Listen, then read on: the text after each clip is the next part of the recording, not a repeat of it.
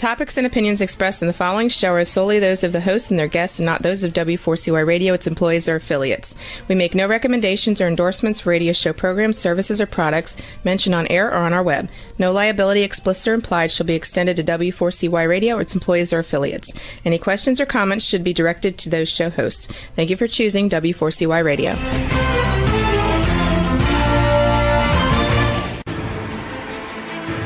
What's working on purpose anyway? Each week, we ponder the answer to this question. People ache for meaning and purpose at work, to contribute their talents passionately and know their lives really matter. They crave being part of an organization that inspires them and helps them grow into realizing their highest potential. Business can be such a force for good in the world, elevating humanity. In our program, we provide guidance and inspiration to help usher in this world we all want, working on purpose. Now, here's your host, Dr. Elise Cortez.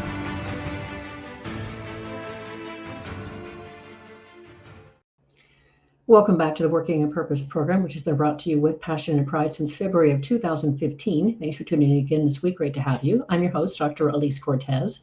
If we've not met before and you don't know me, I am a workforce advisor, organizational psychologist, management consultant, logotherapist, speaker, and author. My team and I at Gusto now help companies enliven and fortify their operations by building a dynamic, high-performance culture, inspirational leadership, and nurturing managers activated by meaning and purpose.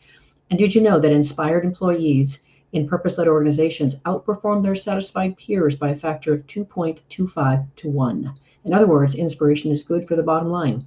You can learn more about us and how we can work together at gusto-now.com and my personal site, elisecortez.com.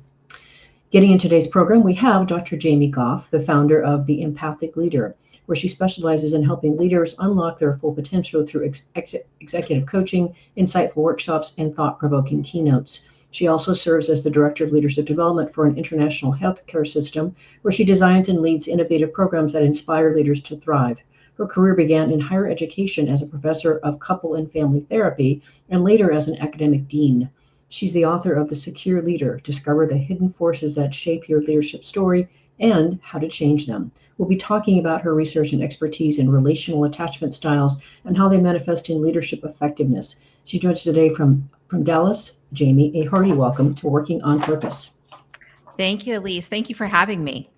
Very welcome. And let's celebrate this beautiful thing you brought into the world. It's gorgeous. And I want to say a couple of things about it. One, it's really a unique take on leadership. As I mentioned before we got on air, we cover a lot of topics around leadership, but this is really a unique, specific take that really you are uniquely qualified to talk about. And I also want to congratulate you on creating a very cogently written that hangs together tight. I love the examples. Just really well done, Jamie. Oh, thank you. That means so much to me, Elise. Yeah, you're welcome. And we were talking before we got on air. I remember when we met more than a year ago at Mexican Sugar, and this was, a dream of yours. You were working on making it happen. And I said right then and there, well, when you get it done, sister, you got to come on my podcast and talk about it. And here we are. Here we are. And you've been such a great supporter along the entire journey. So I'm deeply grateful. You're welcome. And, we need to do that for each other, right? We all need encouragement and support, especially when we're going for our dreams. Yeah, absolutely. Well, I want to situate for our listeners and viewers who don't know you as well as I do. I think the fact that you have a background first in academia and specifically in mental health, and then as your work today as an executive development and coach in corporate healthcare and other organizations is really quite unique that you have both of those backgrounds. So if you could just sort of situate how you got into those fields and how maybe they complement each other. Yeah, absolutely. So, like many college students, you're just kind of choosing a major that sounds interesting. So, when I was in college, of course, I majored in psychology and then did my graduate and PhD work specifically in couple and family therapy. And I first began getting into the attachment sciences actually when I was a PhD student. I did some work on a research team where we were working to reunify mothers, very young mothers, most of them, with their infants who had been removed from the home due to primarily neglect. And I was a therapist on that team, and I was working with these young mothers to teach them how to form secure attachments with their babies. And all of these babies were under 2 years of age. helping them to be attuned, to be able to read their child's responses so that they could build secure attachment relationships with them, setting them up for future success when they were eventually reunified. Then later on in my career as a couple and family therapist, I actually decided to specialize in couples therapy. And I became trained in some attachment-based couple relational approaches to therapy. So looking at kind of some of those same dynamics around attunement and responsiveness to one another in relationships and how that plays out in couple relationships. And then when I found myself in my very first leadership role, I started thinking about how some of these same dynamics, as I was observing relationships between leaders and their followers, and also thinking about myself as a leader, I realized that a lot of the same dynamics were present in those relationships as well. And so that's when I first became interested in really exploring how the attachment sciences might inform how we show up as leaders in the workplace. That is beautiful. What a stunning narration of the steps along the way that got to where you are today. You have a lot of great data in your book, and a lot of the stories are very relatable. And one of the things I want to call to here is just the opportunity here, which is also disguised as a problem. And you talk about how your two examples in your book are Joanna and David. But you really talk a lot about how when a recent survey showed that 75% of workers said that the most stressful aspect of their job was their immediate boss, and 56 claimed their boss was mildly or highly toxic. So that's why this stuff is so important. And I can tell you, and I know you can relate to this, is I so badly want to reach and help more leaders, and so many of them are resistant or don't think they need help. But these numbers say otherwise. Yeah, they absolutely do. And that, that research comes from McKinsey, of course, who, they're looking at huge populations of leaders and employees when they collect this data and do this research. So this isn't an anomaly. This really represents a large population. And, we've all, or probably many of us have seen the research that points to the impact that leaders have on, their employees' mental health, their overall general well-being. And so leaders are incredibly important in the lives of the people that report to them.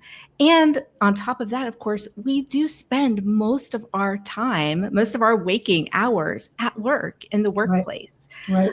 And so it can either be, the workplace can either be a place where, we can flourish and feel fulfilled and have purpose, as you like to talk about, or in this situation, when, bosses are seen as stressful and toxic, they often really drain us and can take away from our flourishing and hurt us in some ways. And so to me, that is just so important to really look at how we can make our workplaces better. And I do believe it all starts with leadership. I completely agree. And I completely also agree the huge impact we can make negatively and positively in people's lives. Yeah. So I love your 3-part formula that you put in your book. That's part of what I'm speaking of how tightly written your book is. And so step 1 of your 3-part formula involves deconstructing our leadership story. And I really like how you talk about how to understand the development of our left and right brains, et cetera. So if you could talk a little bit about this first step of deconstructing our leadership story. Yeah. I really believe that in order to kind of move forward, we need to take time to look back. And this really is about self-awareness and honestly looking at our previous life experiences, honestly looking at our childhoods and what we experienced, not for the purpose of blaming, our parents or, trying to find scapegoats for, some of the challenges we might face in our adult lives, but just for the purpose of self-awareness and really understanding, because I think that awareness helps us to identify where we need to maybe make some changes. And so deconstructing our stories is all about looking back at our past and really trying to understand where some of our patterns of behavior, especially in leadership for this book, come from. Like, why do we show up the way that we do as leaders? How did we develop some of these patterns that we might engage in? Why is it so challenging for us to delegate? Or why do we feel like we always need to be the fun boss? So really understanding where those dynamics come from, I think, is the first step. And as we look back, there are likely things in our past and in our past, our stories as they've developed over time. There are some themes that we want to keep because they're valuable and they've served us well and continue to serve us well. But oftentimes when we look back, what we can see is that there are some elements of our stories, of our behaviors and patterns that aren't serving us well anymore.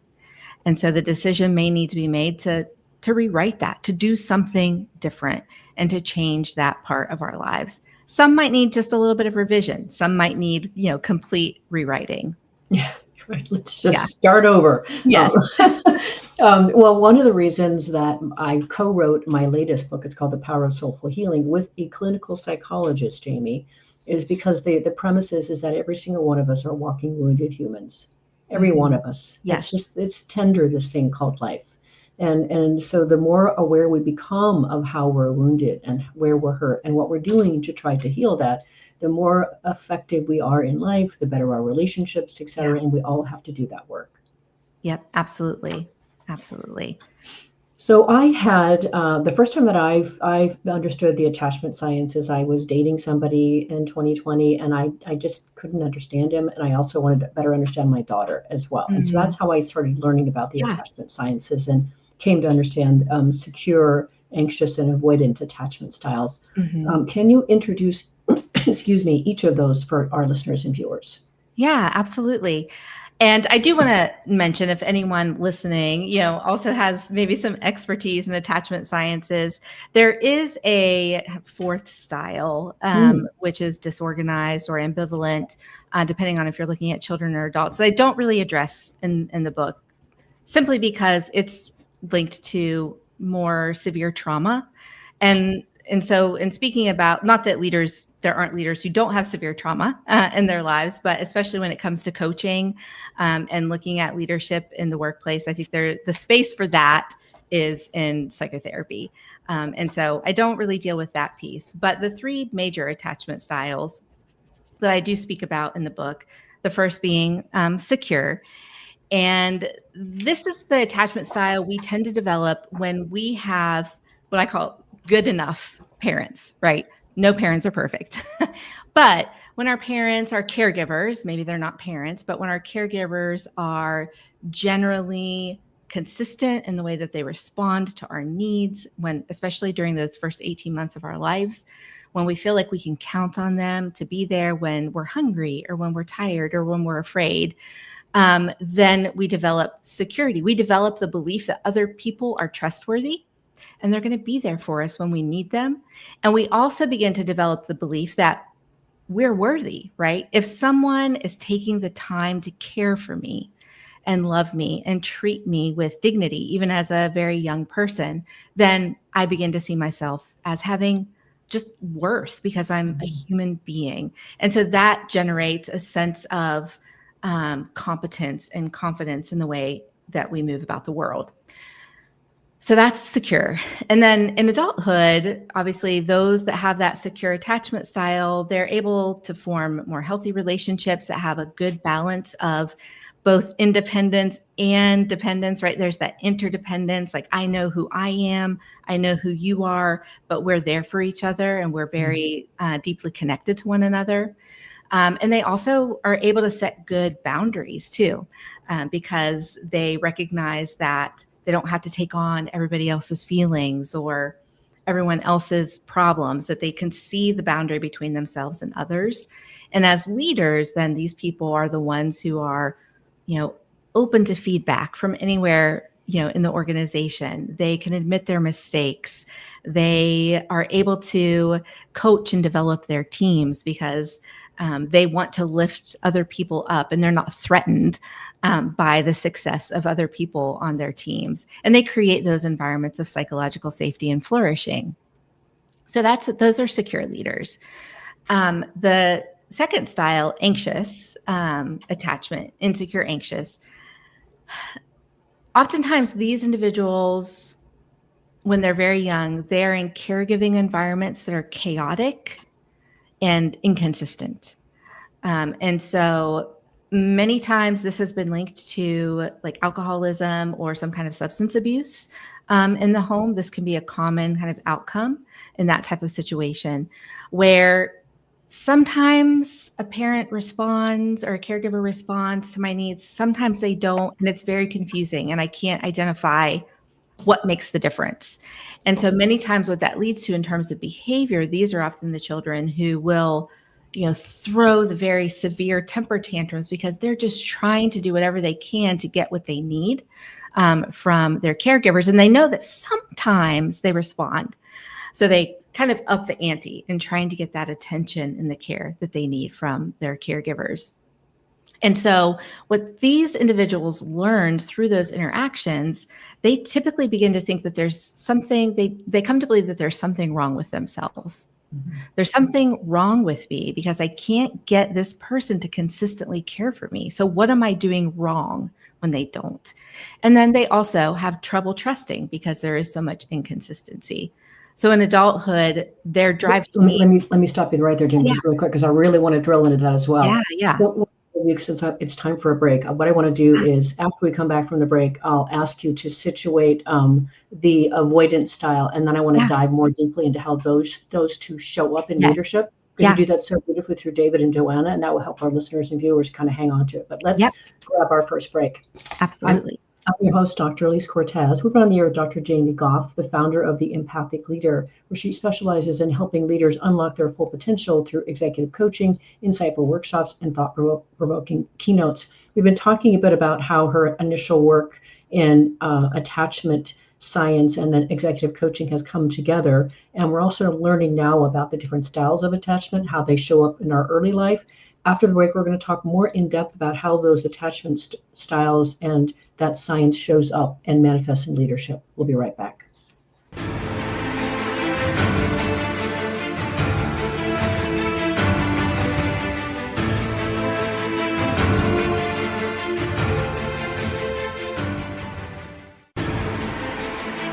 Dr. Elise Cortez is a management consultant specializing in meaning and purpose, an inspirational speaker and author. She helps companies visioneer for greater purpose among stakeholders and develop purpose-inspired leadership and meaning-infused cultures that elevate fulfillment, performance, and commitment within the workforce. To learn more or to invite Elise to speak to your organization, please visit her at elisecortez.com. Let's talk about how to get your employees working on purpose.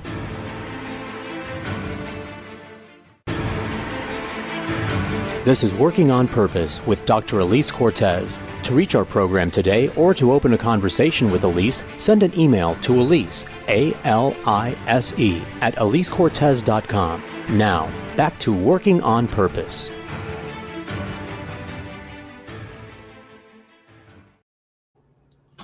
Thanks for staying with us and welcome back to Working on Purpose. I am your host, Dr. Elise Cortez. As I, too, am dedicated to helping create a world where organizations thrive because their people thrive, but they're led by inspirational leaders that help them find and contribute their greatness. And we do business that betters the world. I keep researching and writing my own books. So one of my latest came out called The Great Revitalization, How Activating Meaning and Purpose Can Radically Enliven Your Business. And I wrote it to help leaders and readers understand the dynamics of today's very diverse and discerning workforce. What do they want from you, and what would they like for you to supply in terms of culture and leadership? And then I give you 22 best practices to equip you to provide that for them. You can find my books on Amazon or any other booksellers, as well as elisecortez.com. If you are just joining us now, my guest is Dr. Jamie Goff. She's the author of The Secure Leader: Discover the Hidden Forces That Shape Your Leadership Story and How to Change Them. So before the break, you were just starting to introduce us to the insecure, anxious, dominant attachment style or approach. And you were sharing a bit about where that came from our childhoods and such, and beginning to start to talk about how it shows up in our adult behavior. If you could carry that on, and then I don't know if you want to talk about the other attachment style first, or if you want to go over and talk about Joanna and David as examples. And so we can maybe kind of continue on the anxious attachment style. Okay. And in the book, I kind of speak about David, a coaching client, as an example of someone with an anxious attachment style who's in a leadership role. And one of the dynamics that I noticed in David's leadership is, as we were working together, is that David had a really difficult time giving feedback. And this was primarily because David wanted to be liked and validated, and he wanted to belong above everything else. That was his primary driving need. And so that made it difficult for him to give feedback to individual team members because he was afraid that if he did so, they wouldn't like him, they would leave the team, they wouldn't be as committed to the project. And so what ended up happening is that he punished the whole team, essentially, right? Because he didn't know how else to manage this underperforming team member in a one-on-one way. And so he would use kind of passive aggressive ways to deal with the problem of one person. And so we really had to dig into, like, where did his fear of giving feedback come from? And that's when we discovered it came from that need. He had to be liked and validated. He didn't really feel like he had much to offer. And so he was feeling really desperate to keep everybody on the team happy. And that ended up backfiring on him. And so we were able to work together to get him to a place where he kind of worked through some of those beliefs and challenged some of those driving needs for himself, and was able to get to a place where he could give feedback and see the benefits of that. But he was operating out of that insecure, anxious attachment style. And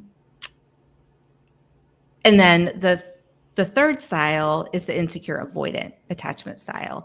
And this style develops when we have caregivers in our early childhood who basically are dismissive. They really don't pay much attention to us at all. So essentially, we develop the belief that I have to do it on my own. I can't count on anybody else. I'm the only person I can count on. I have to take care of my own needs. And so in leadership, in the book, I use the example of Joanna, who was a high-performing individual contributor, which is often the case among those who have avoidant styles. But when they move into leadership roles, they really struggle because they have a hard time delegating because they believe they're the only ones that can do it and can do it right. They have a hard time delegating and coaching other people, growing their teams.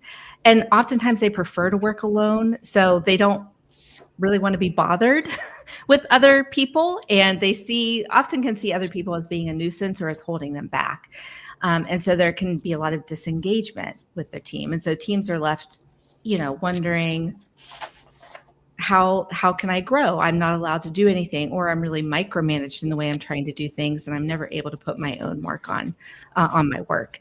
And so those are some of the dynamics you end up seeing in leadership. Well explained. And now, listeners and viewers, as you were listening to that, I really want you to consider which of those styles maybe might speak to you. I can tell you, when I read this, I realized I fall into the insecure avoidant group. I can totally recognize that. And that is just right there, just right there, recognizing this can really help. Yeah. There are probably times when I can be more secure, but that would be my default style. And so you go on to say that it's important to recognize that even those secure adults may have tendencies toward anxious or avoidant relationship behaviors when they're under stress or when they feel vulnerable and threatened.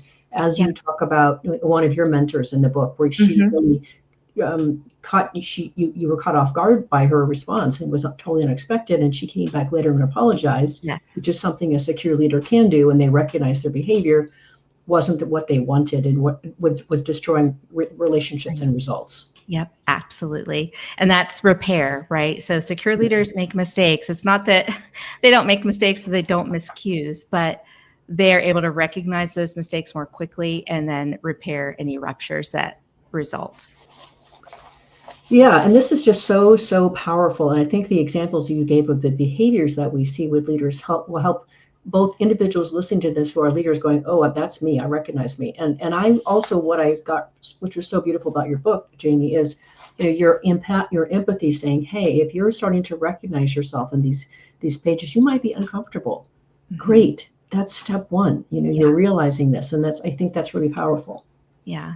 And I mean, a lot of this came out like from my own experience too, like you, I recognize that I have avoidant tendencies, especially when I'm overwhelmed and I'm under stress. And as I, looked honestly back on my own experiences growing up, I could see where those patterns developed, why I developed in that way. But then I could also see how some of that wasn't serving me well anymore. Yeah. And I've been sharing the story of actually an administrative assistant who sat me down and said, Jamie, you have got to let me do my job, because I was so controlling and I would not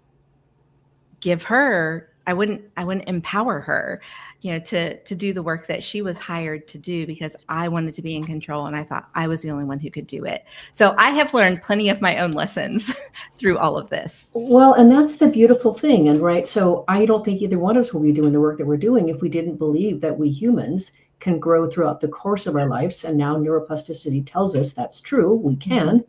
And so one of the things I love about the title of your book is that the subtitle is Discover the Hidden Forces That Shape Your Leadership Story and How to Change Them. You're not stuck with it. You Right. can grow past this. And we both have coached people over the years, and we can see how their style starts to it really negatively impact their home relationship, which comes with them to work. And when we help and we work with them, we can recognize how everything in their life gets better because they've learned a better response style. And that's one of the things you talk about too in your book is how to develop a better response style. But first, being able to recognize this in yourself and having somebody that you can work with.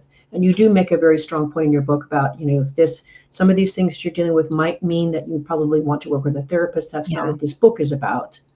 So distinguishing it. And I didn't know about that fourth style, by the way. Yeah. And because, obviously I want to maintain the ethical boundaries around like coaching versus psychotherapy and the types of things we talk about. So when I'm talking with these themes, with my coaching clients, I'm not sitting down with them and doing a family history, like tell me all about your, about your family, like I would if I were a therapist maybe. But when those patterns of behavior are kind of coming to the surface and I'm hearing them talk about some of the things that they're struggling with, I often will just ask the question, well, where do you think that comes from? And that's where we start. And that opens the door. And then they might start to explore, I'm not really sure. I wonder where it does come from. And so then we can kind of talk about, as you look back on your life, what are some experiences that you've had that might inform how you're showing up in this way? But then if it gets into where they're noting or even mentioning to me, again, potentially significant trauma that they haven't really processed or dealt with, then that's the point at which, as a coach, I'm going to suggest that they seek out therapy. Yeah. Now, just to finish this out a little bit more fully, you already introduced how a secure leader shows up with their behaviors, but let's just go ahead and expand on that a little bit, since we really you did a great job of really helping to bring to life the anxious and the avoidant. Speak a bit more about how the leader shows up as a secure leader. What kinds of behaviors are we seeing? What's maybe more natural for them there? Yeah. Secure leaders, they're able to really, they recognize their own blind spots. I think that's, and maybe they don't see all their blind spots, but they know they have them. But they're not afraid of those blind spots. And they see that as just part of the human condition, right? We all have blind spots. And so because of that, that doesn't mean if they have blind spots or they make mistakes, it doesn't mean that there's something wrong with me or that I'm not a good person. They still see themselves as a good person. And they are then able to hear that feedback when it comes from their leader or from a peer or even maybe from a direct report. And they can hear that without defensiveness. They can listen with curiosity and be open to different perspectives as they're getting feedback about their own leadership and what they're doing in the workplace, as well as about just their ideas and the work that's being done. They're open to that feedback, and they create those teams where feedback is openly shared and everyone is sharing their perspective, and no one's afraid to make mistakes because it's psychologically safe. And they know if they make a mistake, it's okay, because the leader is going to be the first one to admit, I made a mistake. I failed here, and this is what I did, but this is what I'm learning from it. So they very quickly admit when they've made mistakes. And so they're truly collaborative in the way that they go about leading their teams. And they're not territorial, again, because they don't feel threatened by other people who are excellent, right? I think so many leaders feel threatened by team members who are really talented, that then they try to kind of grasp at what they see as their own territory to maintain their own sense of worth and purpose. And secure leaders don't hold on tightly to those things. They welcome the expertise and the excellence of other people and see that as, helping all of us get better instead of feeling threatened by it. And they're really able to, in terms of connecting with other people, they are very attuned in terms of being empathetic. So they are able to sit with discomfort, with ambiguity. They don't feel threatened by it or a need to fix everything. They're okay sitting with that and holding space even for their teams to be in those places as well. Beautifully explained. And that really does help really open up what does that look like and who might and how might I grow into something more than I am today. And so I think that's a beautiful beckoning for all of us. Let's grab our last break. I'm your host, Dr. Elise Cortez. We've been on the air with Dr. Jamie Goff. She's the founder of The Empathic Leader, where she specializes in helping leaders unlock their full potential through executive coaching, insightful workshops, and thought-provoking keynotes. We've been talking a bit about and really going into detail into the attachment science and the styles that we all tend to adopt, and then talking about how that manifests into our leadership behaviors and effectiveness. After the break, we're going to talk about how we can start to rewrite our leadership stories. We'll be right back.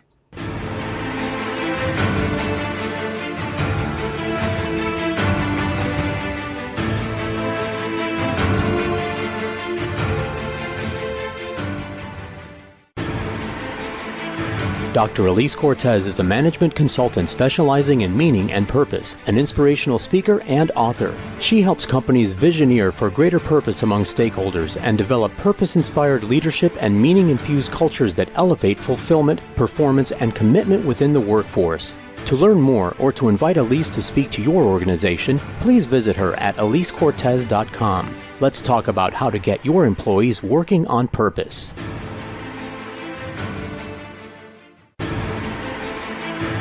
This is Working on Purpose with Dr. Elise Cortez. To reach our program today or to open a conversation with Elise, send an email to Elise, A-L-I-S-E, at elisecortez.com. Now, back to Working on Purpose.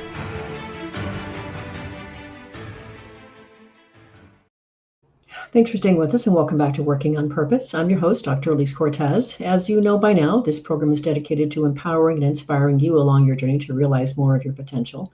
If you want to learn more about how we can work together and learn how the Gusto Now Academy for leaders and individuals on various journeys alike, you can make your way to gusto-now.com and then go to the training tab to find the Academy.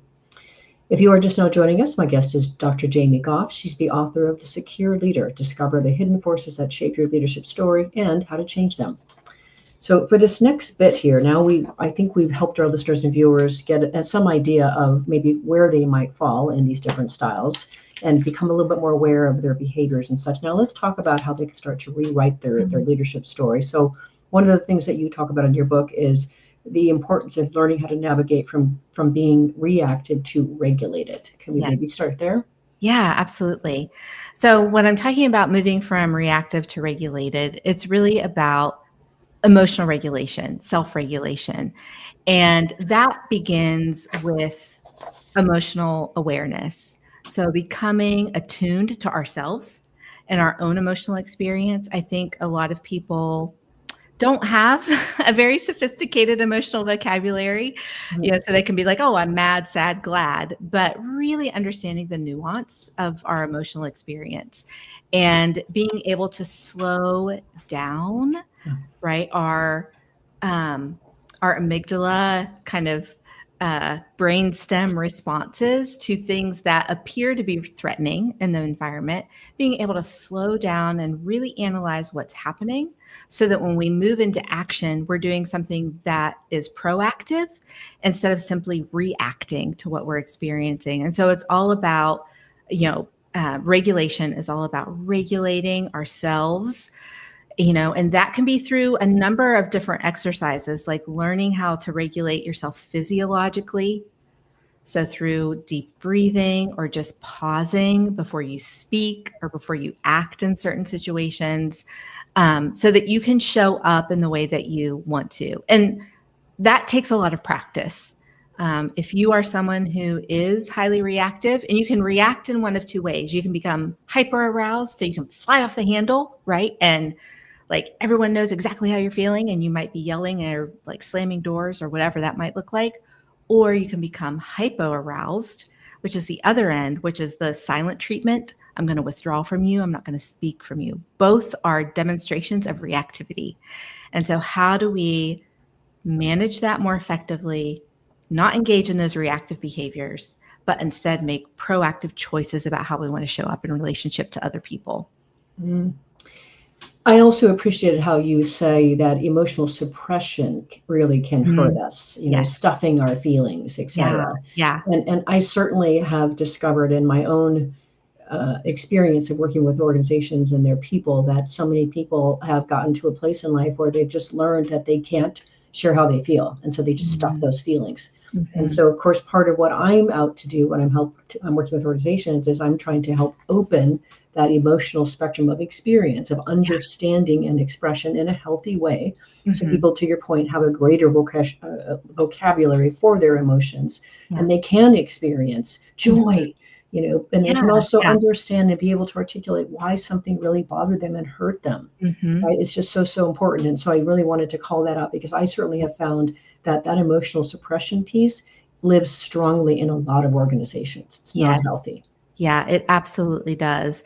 And I think that when we're thinking about attachment styles, those of us, like you and I have talked about, we both kind of fall in this camp. Those of us who do maybe lean a little bit more toward that avoidant attachment style, we're particularly, we're more likely to engage in emotional suppression. So we have to be really careful about that. I have to be attentive to that, because that is my default. I definitely can say in my own journey, I can go back when I was married, I can remember I wasn't nearly as well able to understand and to express and live in my emotions. And I've done a lot of work over the years to help develop that capacity. And it's such a different place to live in when you develop that capacity. So and that's another thing that I really want to echo on our conversation, Jamie, to our listeners and viewers, is this is about we're inviting you to grow, right? You're not stuck with wherever you are in life. You can grow, you can change. Absolutely. So encouraging. Yeah. The second, one of the other parts about rewriting that I wanted to talk about was moving from disconnection to connection, if we can go there next. Yeah. I think in order to become more secure, you can't do that in isolation. You can't. It's not possible. You can only become more secure in your style through relationship with other people. Because to be secure, you have to feel like others see worth in you and that you're valued, right? And so being secure requires, it's a paradox. It's this tension between risk and safety, right? We want to feel safe in our relationships, but in order to really be safe, we have to be willing to take risks, to let people see who we are and to hear how we're feeling and what we're experiencing, to see us be vulnerable, right? And so that's the tension. And I think even as leaders in the workplace, we have the opportunity to kind of provide that environment for our teams where they can experience both safety and risk. And that's honestly, that excites me. And that feels like such a privilege as a leader to have the opportunity to provide that environment. But it takes work to get skilled in doing that. And so there are some things that I talk about that will help people to do that. Leaders do that more effectively. I love that you called out the example from the movie Inside Out. I Yeah. watched that movie. I was doing some work in India for one of my clients, and I watched that movie on the way back. Somebody told me, some young person told me that I should see it. And I thought, well, I have time. I've got all these hours on the plane. I'm going to watch it. And I like how you situate it. This is for those of you who haven't seen it, listeners and viewers, it's really it's a cartoon movie, right? Mhm. Mhm. And it features different characters that really are being an expression of different emotions. And so Yes. you have one character that's joy, another character that's sadness, and you have this central character named Bing Bong that has lost something important to him, and the sadness and joy go about trying to help him in very different ways. Can you Yeah. kind of explicate what happens and Yeah. how what comes out of that learning and the insight out of that? Yeah. So Bing Bong loses something that's important to him. And as a result, he's he's very sad and upset and grieving that loss. And so Joy, the character that represents the emotion of joy, comes over and she's trying to cheer him up immediately, right? Like, look at this funny face I'm making, Bing Bong, or let me be a tickle monster and try to make you laugh. And he's just getting deeper into his like grief and sadness as she's doing that. And she can't get him out of that, right? She's trying to solve the problem. She's trying to take the grief and the sadness away from him. The other character, Sadness, who represents the emotion sadness, comes over and sits down beside Bing Bong and just says something along the lines of, "Oh, you lost your wagon. You must be really sad." And then he goes on to share, like, yes, I'm so sad. This is what, I was hoping to do with that thing that I lost. And she, again, continues just to validate him and empathize with him. And the whole time, Joy, the other character, is over here saying, Sadness, what are you doing? You're going to make it worse, right? We have this goal. We have this place we have to be, and we need to get a move on. And Sadness just sits there, with Bing Bong, lets him experience his grief, doesn't try to solve the problem for him at all. And after a moment or two, he's like, okay. He cries and he's like, okay, I'm ready now. Let's go. We need to go this way to meet our goal. And, I've been showing that clip in the workshops that I've been doing on the book too. And I talk with leaders, like, what's your reaction to that? And I think so many times leaders are like, I don't have time for that. I don't have time for empathy. I don't have time to give people the space to feel their feelings or, to kind of let them sit in that for a moment. And my question to them is always, well, but what happens if you approach it like joy? Mm-hmm. That person's going to dig their heels in. They're going to want to stay in that negativity, that difficult emotional experience for a longer time because they don't feel heard. They don't feel seen. They don't feel validated. And it takes just a couple moments most of the time to provide that validation and that empathy and to help someone feel seen and understood. And then, they get unstuck, right? They're able to process what's happened and move on toward the goal or the metric or whatever the project is that they're working on in the workplace. So I think there's just so much power in, and you have to really be a secure leader to be able to sit in that and not feel like you have to fix it. Yeah.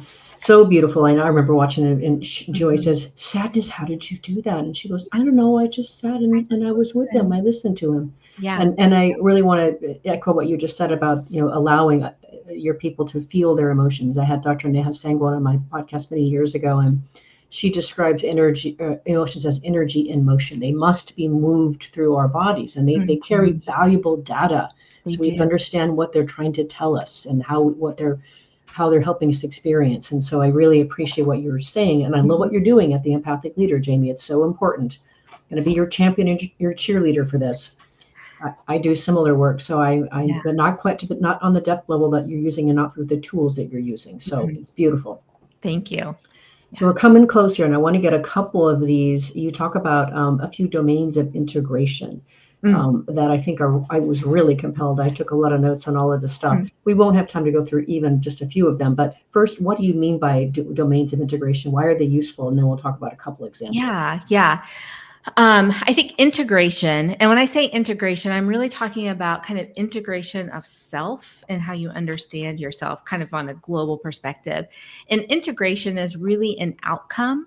So if you work to become more regulated emotionally, and if you're able to have deep connections with other people, then integration is often an outcome of that. And there are different areas of integration. And so really it's about how do we make sense of our story and our identity as a whole, taking all of our experiences into account, not, not like, painting things with rainbows and butterflies that weren't good, but also not allowing those things to hold us back, but to integrate them in terms of what we've learned and how we've come to make meaning of the things that have happened in our lives.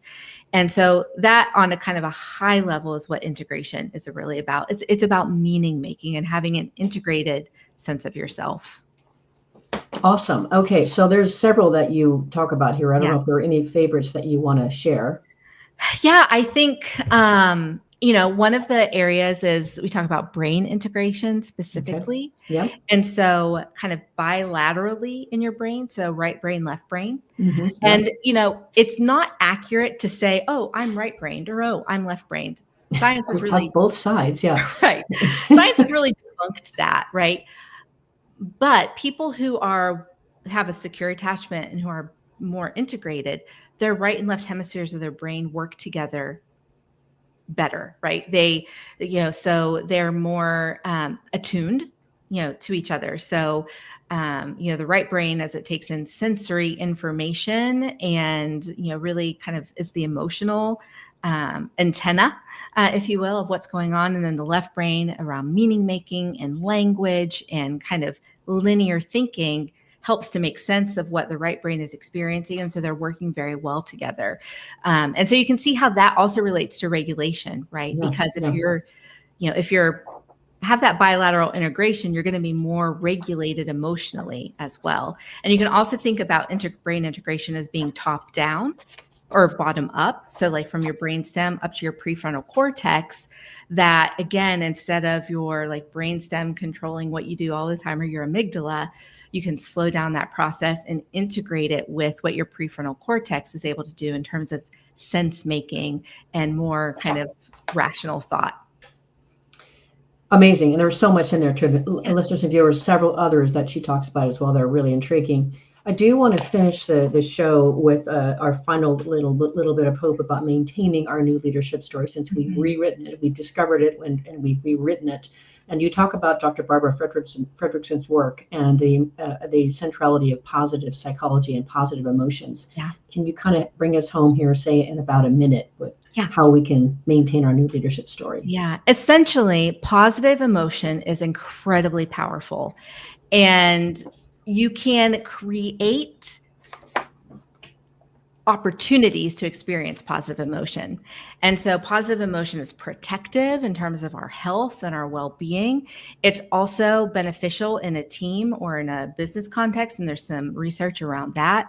And so you can generate experiences where you have positive emotion. There are certain things that you can do, build into your everyday rituals and routines so that you're building that into your life. And the more positive emotion you experience, that helps you to live into a more secure attachment story. So I think just, talking about the power of positive emotion and really finding ways to cultivate that, not waiting. I think sometimes we think we have to sit back and wait to experience emotion. And that's not necessarily true. When it comes to positive emotion, we can cultivate it. Go looking for it. So really, so that's gratitude and joy. Yes. Gratitude, those joy, kinds of things. Yes. Savoring the moment, Yes. Yeah. Yep. I love how you talk about savoring. So here we are. We've come to the end of the show already. It goes by so fast. Dr. Jamie Goff, it is a delight to know you, to count you as a friend, as a colleague. Thank you for writing this beautiful book, for coming on Working in Purpose to talk about it. You are a gem. Oh, thank you. Thank you, Elise. Listeners and viewers, you are going to want to learn more about Dr. Jamie Goff, the work she does at The Empathic Leader, helping leaders unlock their full potential, and her new book, The Secure Leader. You can start by visiting her website. It's drjamiegoff.com. Let me spell that for you. So it's JAIMEGOFF, drjamiegoff.com. You can also find her on LinkedIn too, by the way, pretty easily. Last week, if you missed the live show, you can always catch it via recorded podcast. We were on air with James Root talking about his new book, The Archetype Effect, Unlocking 6 Types of Motivation at Work. He helped us understand how differently people are motivated and the opportunity organizations have to examine their reward systems to encourage their full team to bring their best. Next week, we'll be on the air with Roderick Jefferson talking about his spectacular journey as a stroke survivor and building his strength further as a speaker and a coach. See you then, and together, let's lean in and learn how to create destination workplaces where people thrive while doing business in a way that betters the world. Let's work on purpose. We hope you've enjoyed this week's program. Be sure to tune into Working on Purpose, featuring your host, Dr. Elise Cortez, each week on W4CY. Together, we'll create a world where business operates conscientiously, leadership inspires impassioned performance, and employees are fulfilled in work that provides the meaning and purpose they crave. See you there. Let's work on purpose.